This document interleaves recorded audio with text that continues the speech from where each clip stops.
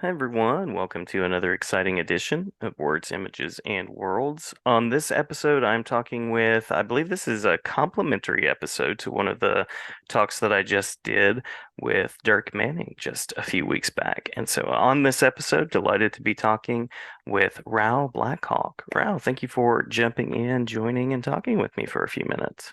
No, Jason, no, thank you so much. I really appreciate the offer for this and the invitation. Absolutely, absolutely. I know that you are involved creatively with a book called Homestead, and I know that Dirk Manning is a big part of that work. So I am curious to begin with. Please tell us about how this path to working on the book kind of came to be. Wow. And what a story this is. So, God, Dirk and I have been talking now, I want to say for 2 to 3 years, if not longer. Hmm. Hmm. Um, so he came into Facebook, um, to one of the pages that I was an admin on, and he literally put a very straightforward ad as to I really need somebody who is Lakota, Hmm. um, knows the culture, knows the language, and can kind of hold my hand through this situation. And really, it's for validity of the book. And he didn't really explain to me at the time what it really was. Hmm. He just let me know it was a graphic novel, and I was like, "Yeah, I'd be happy to help you. Anything I can do, Yeah. um, and lend my heritage to this." Because any way that I can literally show the world the beauty of our culture, Hmm. I'm gonna definitely put in for that. So yeah, when and Dirk came to me as an open book, so I was like, hey, this is great. Yeah, it's awesome and great to share stories of culture. And to be honest, when I first started talking with Dirk about the book, I didn't realize the time that was put into it in that way. I saw kind of a werewolf cover and I thought, well, this looks cool. And I know the stuff that this guy does, so this will be great. But so very thoughtful to have someone who can speak to the insider perspective there and bring authenticity to it. Definitely. Like I said, I was really honored that he had offered that to me. Hmm. Um, and like I was just like, well, I see what you're doing here. You want proper representation, and I totally respect that. And I'd like to get the real story out there myself. Hmm. So yeah, I mean, we were very much in agreement as to the mission at hand and what have you. And when I found out what Homestead really was, I was like, well, this goes very very closely with the culture and various lores within the Lakota and Sioux Nation. So I was like, yeah, no, I'm all for this, man. Let's definitely do this. Yeah, yeah. What was the creative process like with him? What did that wind up kind of looking like? So Dirk did a really good job on this book. I have to say that first of all, and Les's artwork is breathtaking. Hmm. Um, however, Dirk's Lakota Uh-huh. was a little off. Sure, sure. um, and I kind of had to. Here's the thing with languages and the fact that, especially Native American languages, if you don't speak it every day, you tend to lose some of it. Hmm.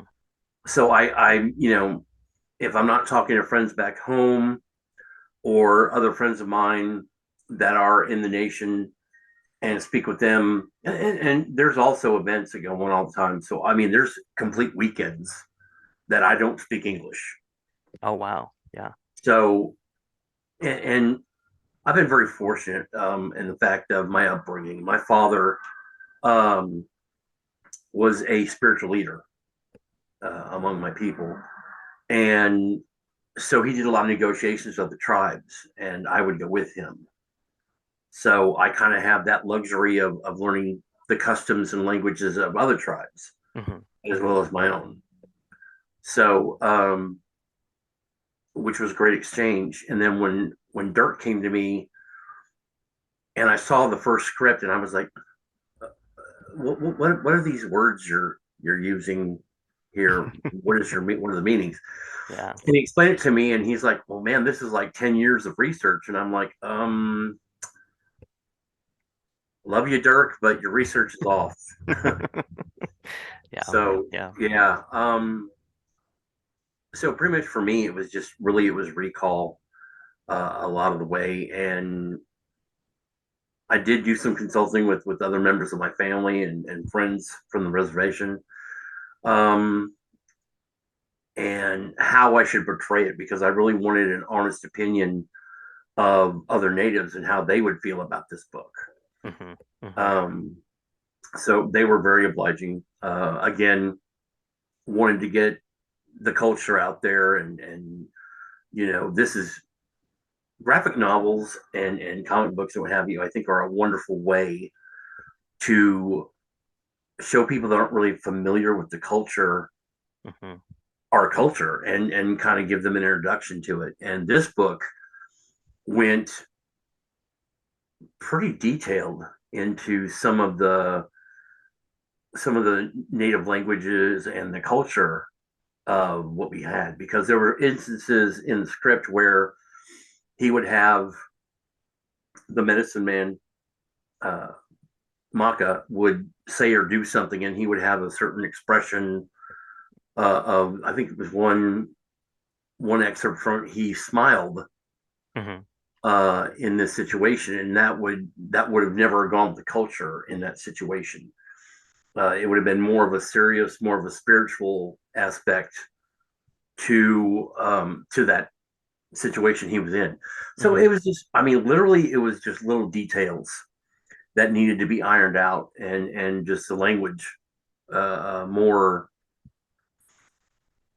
I don't want to say perfected because my Lakota is not perfected, and people tell you that, but just streamlining it more, and just little details like there was a word he had for "I love you," and in the Lakota language, we don't have a word for "I love you." Oh, Um, wow. we say "I will suffer for you." It's considered to be the same sentiment, Yeah. but it's differently said. So little things like that we went over and just creatively wanted to have that authenticity. Yeah. And that speaks so well to you, you can literally put 10 years of research into something, but unless you live it and breathe it and you have that kind of first person experience with it, there are going to be things. And even talking about the smiling, I mean, those gestures, the ways we communicate that are outside of a printed word are so important too. No, that's definitely true. That's really well put, actually, because and the thing I hate is the stereotype of that each tribe, and I don't care if it's Navajo or Ojibwe, what have you. Hmm. Um, there's a misconception that our languages, our culture, and what have you are dying, and that's so not true. Um, Hmm. we actually have an amazing new young generation that is picking up the mantle of our culture and language and what have you, and proudly showing that. Um, we're far from wiped out. We're far from our culture dying. That's just simply not true.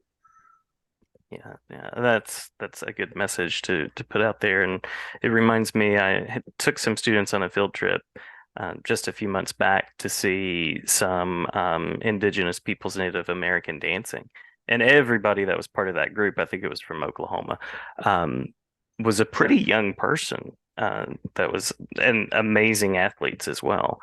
So glad to definitely, hear that that story's getting told and continuing. definitely. I was a dancer Oh when I was wow, younger, and that's not easy, especially in full regalia and no. on day. You're yeah, yeah. I'm not a young man anymore and can't really do that, but yeah, no, it's a beautiful thing, and I've gone to powwows in my area, and I've seen dancers as young as 6 years old, and even younger than that, and as um, teenagers in our tribes. I live in Seneca, Missouri, and we're just down the road from Shawnee Nation.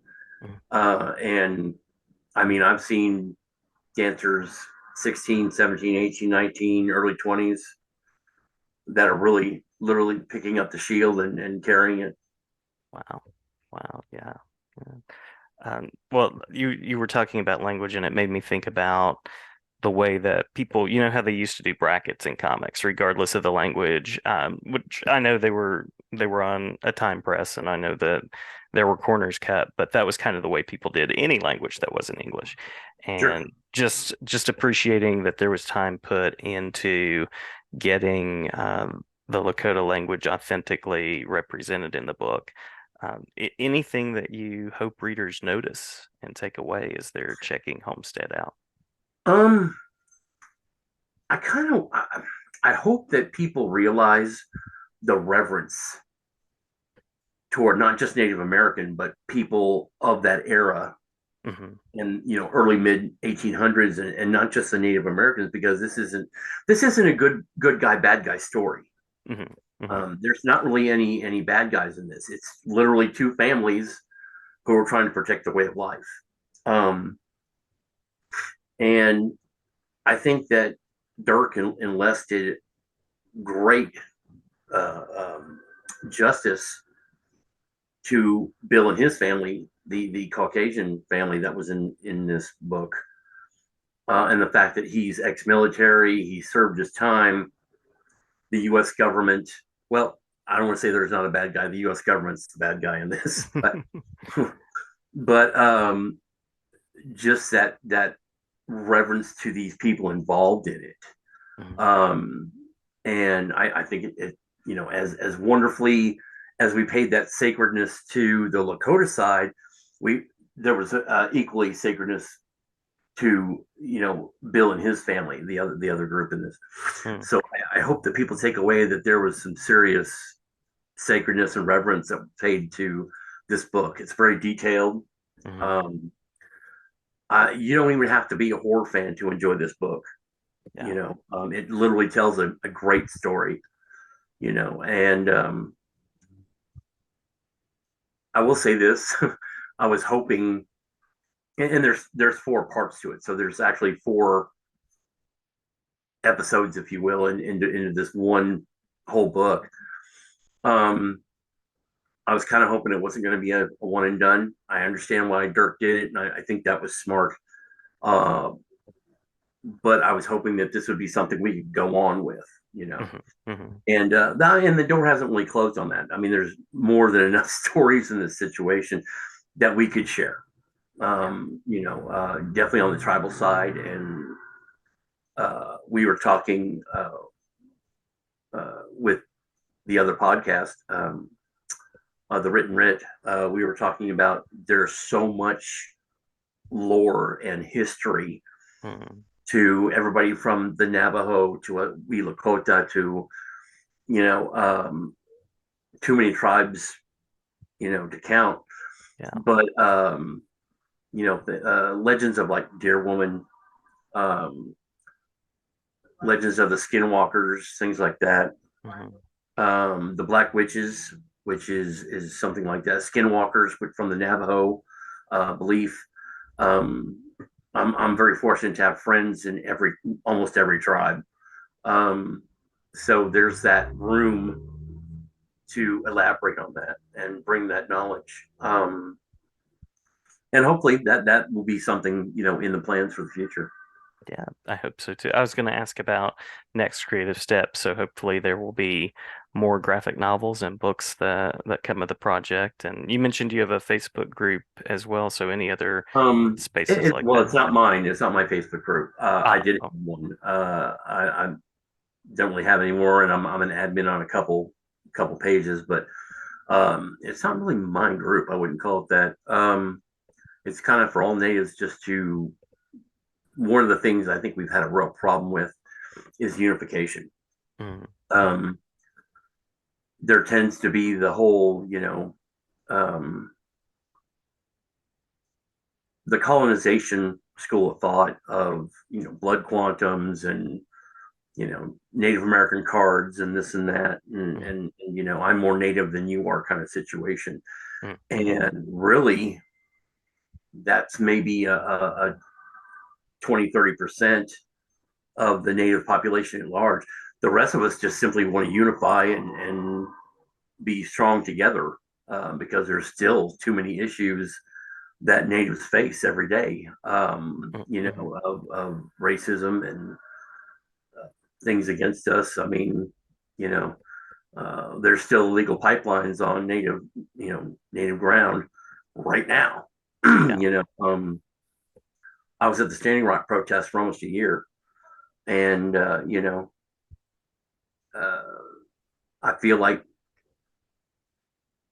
we got a lot done and we fought really hard, but there's still more to do. Mhm, mhm. And if we unify, and it just doesn't matter what tribe or how much blood quantum you have, it's really your heart and spirit and what guides you. Mhm, mhm. If that's in the name of Native American culture, or if that's in the name of spirituality, you know, um, I think we look at that more intensely than we do what your blood quantum is, and if you look native. Yeah, You yeah. so again, like Homestead was a real step in that direction. To I wanted to outline the native struggle, Mhm. and at the same time, I wanted to do justice to that story. Yeah. And that was my whole plan with it. And pretty much Dirk and I talked daily. Like I said, we've been talking about this for, if not 2 years, at least maybe over that, Mhm, about this mhm. book. So,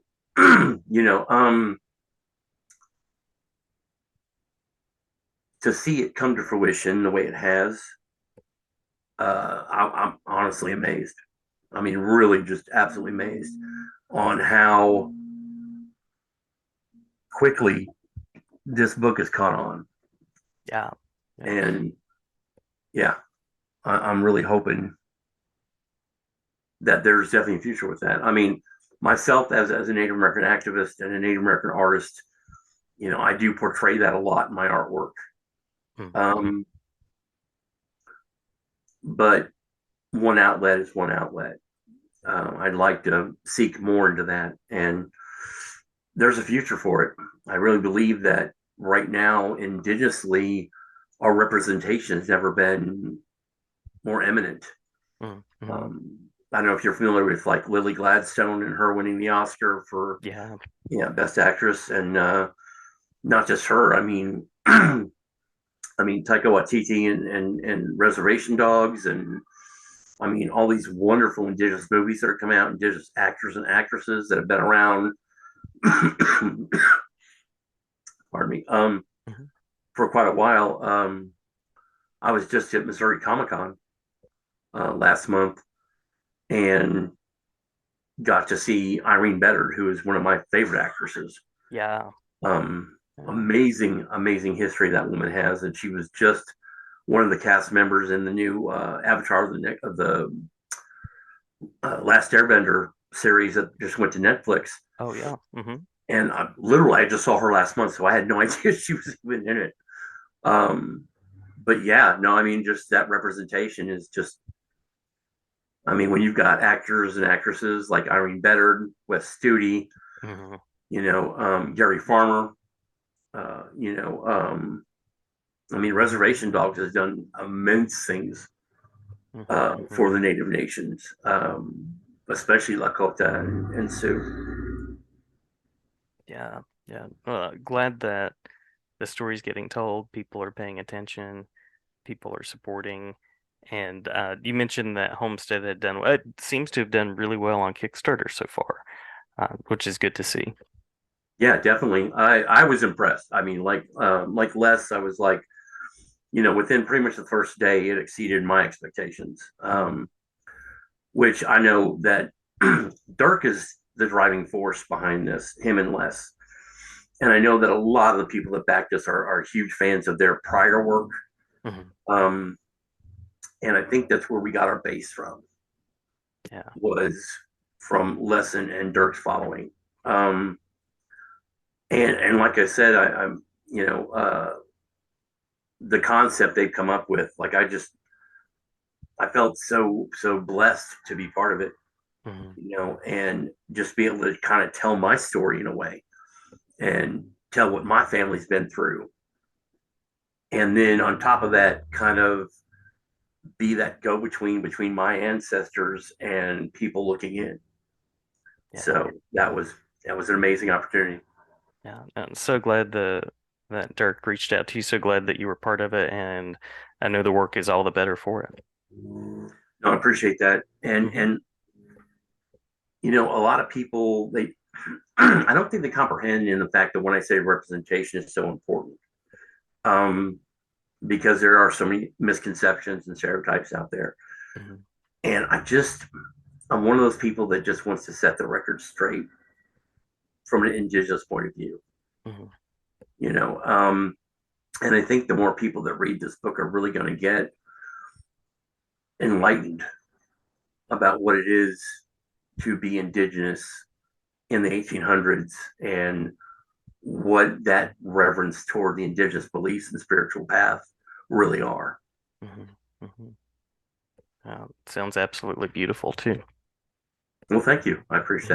appreciate that, Jason. And, you know, I think that being on this venue, these podcasts, I think it's a whole new venue and I know podcasts have been around for a while, but the fact that you can generate this to so many, Hmm. and you're kind of awakening the mainstream public, Well, and thank you. it's an education, whatever aspect you bring. Hmm. And I think that it's a world of information when you do these types of podcasts. Well, thank you. I appreciate that. I'm an educator by trade, so I Well, hope that does come through. that makes sense, my friend. That makes sense. I'll be sure and link the Kickstarter and Dirk site, but if there are additional spaces online where people can go to learn more about Lakota culture or any particular websites or resources that you'd like me to share with the episode, I'll be glad to do that as well. I'm going to say